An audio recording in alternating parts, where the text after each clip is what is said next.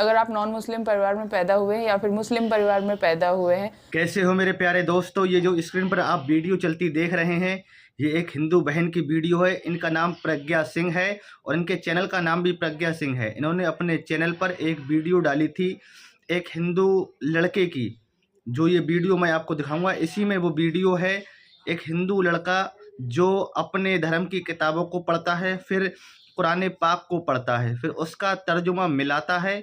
तो उसके तर्जुमे में बस उसे यही चीज़ नज़र आई कि अल्लाह एक है और मोहम्मद रसूलुल्लाह सल्लल्लाहु ताला अलैहि वसल्लम उसके सच्चे रसूल हैं और मजहब इस्लाम सब दीनों में सबसे बेहतर मजहब है। तो उस नौजवान लड़के ने मजहब इस्लाम को कबूल कर लिया। सुबहान अल्लाह। और ज़्यादातर लोग कहते हैं कि मजहब इस्लाम को लोग ज़बरदस्ती कबूल करवाते हैं लोगों से, तो ऐसा बिल्कुल भी कुछ नहीं है।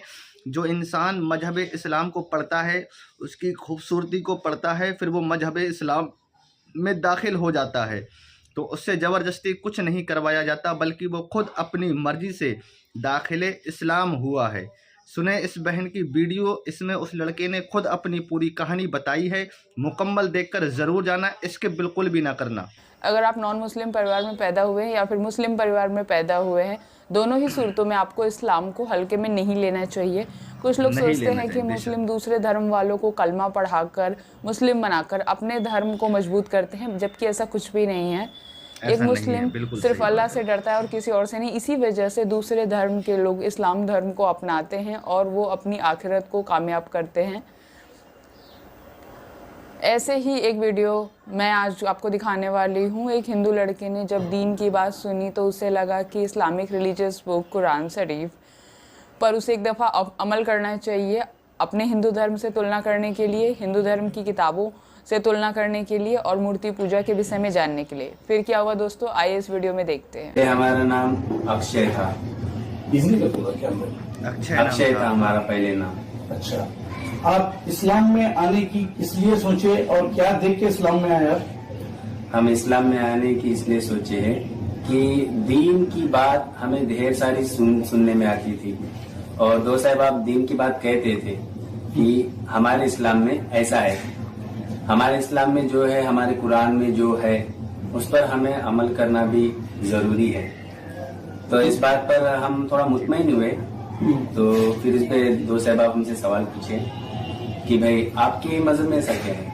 मैं बोला हमारे मजहब में भी बहुत कुछ है, तो जो आपके मजहब में जो कुछ है वो आप अमल करते या नहीं करते? तो उस पर मैं थोड़ा मायूस हो गया।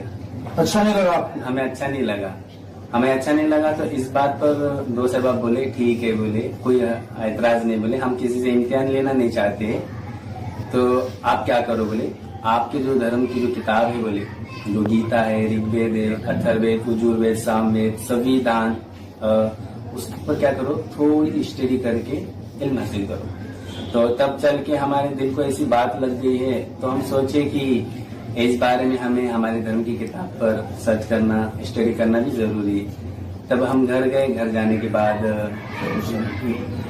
के बाद हमारे खुद की धर्म की किताब रिसर्च करे, खोजे, तो बड़ी मुश्किल से किताब मिली। उस पर हमने पढ़े गीता सूका नंबर 4 आयत नंबर 12 कि यहाँ फरमा रहा है कि भूत परस्ती यानी मूर्ति पूजा करना भूत परस्ती है।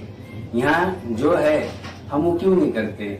इस पर हमने स्टडी करने के बाद धीरे धीरे हमें समझ में आया कि पास्ट टेंस यानी मूर्ति पूजा करना भूत परिस्थिति कहा गया है।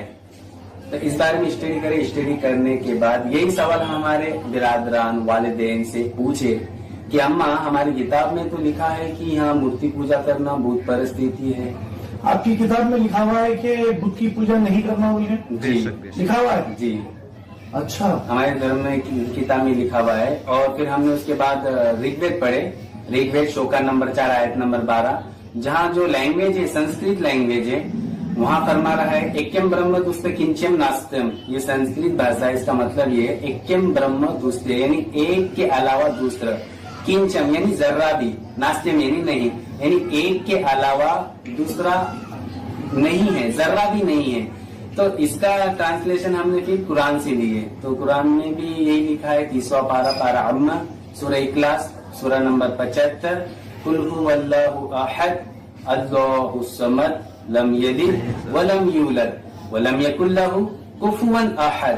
तो इसका तर्जुमा हमने पढ़े तो अल्लाह फरमा रहे कुल हुवल्लाहु अहद, कहो अल्लाह एक है, अल्लाहुस समद, अल्लाह बेनियाज है, लम यलिद वलम यूलद, ना उसकी कोई औलाद है ना वो किसी की औलाद है, वलम यकुल लहू कुफुवन अहद, हम अकेले हैं, तन्हा है, हमारे जैसा कोई नहीं है।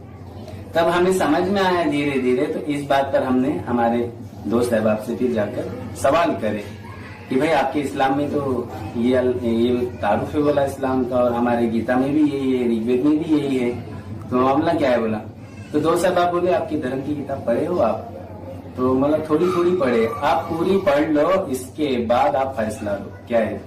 पढ़ने के बाद धीरे धीरे इस्लाम अंदर बसने लगा, दिल थोड़ा मुतमईन होने लगा हमारा कि भाई ऐसा क्या है, क्या हाल है, थोड़ा मायूस होने लगा। तो उसके बाद लोगों को मैं समझाने लगा हूँ कि जैसे कि एक मूर्तिकार मूर्तियों को बनाता है, उसमें मिसाल आती है कि हमारे वालिदैन के एक एक हिस्से को देखना हराम है। तो उसमें मिसाल ये है कि जब मूर्तिकार मूर्ति बनाता है तो वो हर एक हिस्से को बनाता है। तो उसमें हमने उससे सवाल पूछे कि जनाब भाई हमारे वालिदैन, यानी हिंदी में अगर सवाल पूछा जाए कि भाई हमारे माँ बाप के एक एक हिस्से को देखना हराम है, तो हम ये चीज क्यों बना रहे, इसमें ये बनाने में आपको क्या मिलेगा। मूर्तिकार कहता है कि ये तो हमारी मेहनत है, हमारे पेट के लिए कहते हैं। मैं बोला क्या भगवान ने बोले हैं कि हमें बनाकर बेचो? तो उस पर उसे वो थोड़ी बात लग गई, वो गुस्से में आ गया है। अभी आप इस्लाम में आके कितने साल हो गया? जी पूरा मुकम्मल हमें 1 साल हो गया है। अभी आपको कैसा मालूम हो रहा है इस्लाम में? जी अभी तो ऐसा मालूम हो रहा है कि पिछली जिंदगी में हमने थोड़ा रिसर्च किए, यानी सोच बूझ करे कि पहले की जिंदगी कैसी, अभी तो अल्हम्दुलिल्लाह सुकून की जिंदगी है। तो दोस्तों आपने ये वीडियो देखा, जो मेरे प्यारे दोस्तों, सुना आप लोगों ने, इस भाई ने कितनी अच्छी बातें बताई कि मैंने मजहब इस्लाम को कैसे कबूल किया। मैंने जब अपनी किताबों में पढ़ा और फिर कुरान पाक में पढ़ा, तो कुरान पाक में फरमाया गया कि बेशक अल्लाह एक है, उसके सिवा कोई माबूद नहीं, बेशक अल्लाह एक ही है और उसकी ना कोई औलाद है, ना वो किसी का बाप है, न उसने किसी को पैदा किया है, न उससे कोई पैदा है, बल्कि सारी दुनिया का बनाने वाला वही खालिक व मालिक अल्लाह ही है, और ना ही उसे कभी मौत आएगी, वो हमेशा से है और हमेशा रहेगा। ये शान है मेरे रब की, और पूरी दुनिया उसी के दस्ते कुदरत से बनाई हुई है। और बेशक अल्लाह एक ही है, ना उसने किसी को पैदा किया, ना उसका कोई भाई, ना उसका कोई बेटा, ना उसका कोई माँ बाप, ना उसकी कोई औलाद, ना वो किसी की औलाद। अल्लाह बेनियाज है, अल्लाह वहदहू ला शरीक है, और हुजूर सल्लल्लाहु ताला अलैहि वसल्लम उसके भेजे हुए सच्चे रसूल हैं, जो उसके अहकामात और उसके फरमान को दुनिया में उन्होंने फैलाया। और लोग समझते हैं कि मोहम्मद मुस्तफ़ा सल्लल्लाहु ताला अलैहि वसल्लम भी इनके खुदा हैं, तो ऐसा नहीं है। अल्लाह एक ही है, अल्लाह के भेजे हुए वो पैगंबर हैं, यानी कि अल्लाह के सच्चे रसूल हैं, यानी कि जो अल्लाह की बात मुसलमानों तक पहुंचाते हैं, हुजूर सल्लल्लाहु ताला अलैहि वसल्लम वो हैं। तो आप लोग समझ गए होंगे कि अल्लाह वहदहू ला शरीक है, वो एक ही है, और बेशक एक ही है और हमेशा से है और हमेशा रहेगा। तो इसलिए इस भाई की बात से आप कितना सहमत हैं, कमेंट कर ज़रूर बताना। दोस्तों मिलते हैं अगली वीडियो में, दुआओं में याद रखना। अस्सलामु अलैकुम वरहमतुल्लाहि ताला बरकातुहू।